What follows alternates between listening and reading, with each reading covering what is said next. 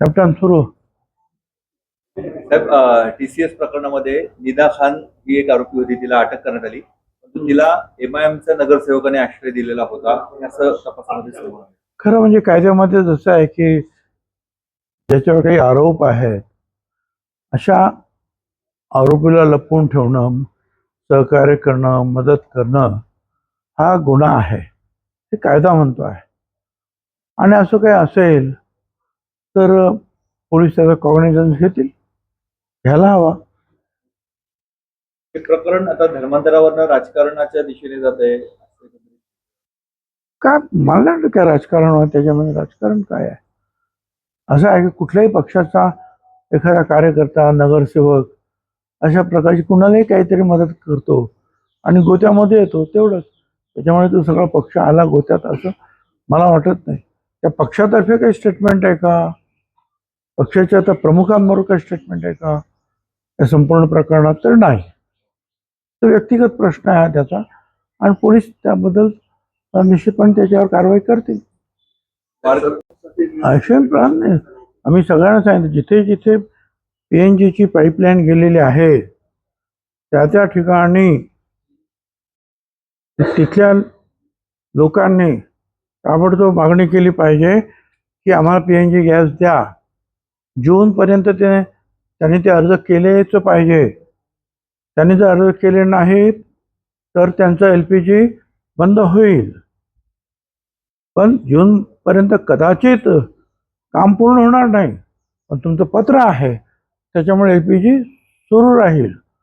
आणि हे करत असताना ज्या पूर्वीच्या ज्या काही तक्रारी होत्या की शेजारच्या इमारतीची जी आहे NOC घ्या, या अमुक करा तमुक करा, याची NOC त्याची NOC, तर सरकारने ह्या सगळ्या गोष्टी काढून टाकलेल्या आहेत. कशाचीही गरज नाही. जास्तीत जास्त हे जे आहे PNGचं काम जे आहे पाईपलाईनद्वारे गॅस देण्याचं ते पूर्ण करा, अशा प्रकारचे आदेश सरकारने दिलेले आहेत. ऐवजी तुम्ही आता महायुतीच्या समन्वय समितीमध्ये नवीन जी समन्वय समिती झाली असं काय मला काय कल्पना नाही. सगळेच होतं आम्ही समन्वय. आता असं झालंय, प्रदेशाध्यक्ष राहणार नाहीत सुनील तटकरे म्हणा किंवा रवींद्र चव्हाण भाजपचे.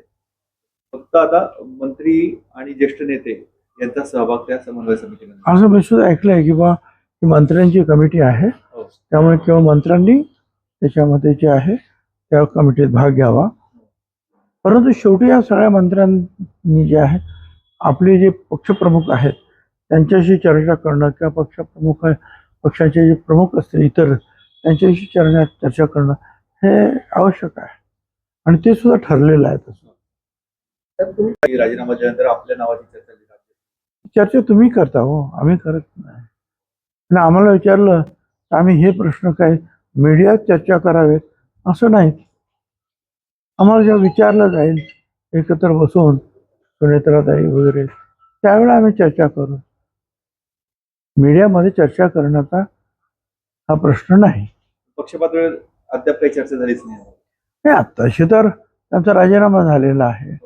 त्याच्यानंतर आज ते बंगालमध्ये गेलेले आहेत शपथविधीसाठी वगैरे. तर त्यांच्या वेळेप्रमाणे जे आहेत त्याप्रमाणे मीटिंग होतील. मला नाही माहिती, अजून विचारलं नाही मी. मला नाही, माझी इच्छा आहे की नाही मला विचारलं नाही मी अजून. महायुतीच्या समन्वय समितीमध्ये तुमचा ही कामं होतील असं परिस्थिती दिसत नाहीये. आपण काही प्रशासनाला सूचना दिल्यात की कामं वेळेत आवरावी किंवा संपवावी. नाही, ते पाऊस जर आला आणि खड्डे खोदून ठेवले असतील तर चांगल्या प्रकारे ओहळ वगैरे जे आहे ते वाहतील, आणि त्यातून जे आहे ना जे आहे पाण्याचं जे पर्क्युलेशन जे आहे आपल्या शहरामध्ये जास्त होईल, त्याचा फायदाच होईल ना. हा ना.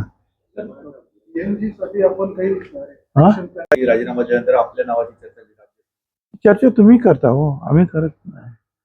आणि आम्हाला विचारलं तर आम्ही हे प्रश्न काय मीडियात चर्चा करावेत असं नाही. आम्हाला जेव्हा विचारलं जाईल एकत्र बसून सुनेत्राताई वगैरे, त्यावेळेला आम्ही चर्चा करू. मीडियामध्ये चर्चा करण्याचा हा प्रश्न नाही. पक्षपातळीवर अद्याप काही चर्चा झालीच नाही. नाही तशी तर त्यांचा राजीनामा झालेला आहे. त्याच्यानंतर आज ते बंगालमध्ये गेलेले आहेत शपथविधीसाठी वगैरे. तर त्यांच्या वेळेप्रमाणे जे आहेत त्याप्रमाणे मीटिंग्स होतील. तुमची स्वतःची इच्छा आहे का बंद झाल्याची? मला नाही माहिती, अजून विचारलं नाही मी. मला नाही, माझी इच्छा आहे की नाही मला विचारलं नाही मी अजून. महायुतीच्या समन्वय समितीमध्ये तुमचा कल्पना नाहीये. मला भेटले तर मला विचारलं तर मी माहिती घेईन. 2 दिवसापूर्वी जय पवारांचं वक्तव्य चर्चेत आलं होतं. 29 मध्ये सुनेत्रा पवार ह्या मुख्यमंत्री. असं आहे, इट्स अ विशफुल थिंकिंग. का वाटू नये? आपला नेता मुख्यमंत्री झाला पाहिजे असं प्रत्येक पक्षाच्या कार्यकर्त्याला वाटणं स्वाभाविक आहे. काल राहुलचा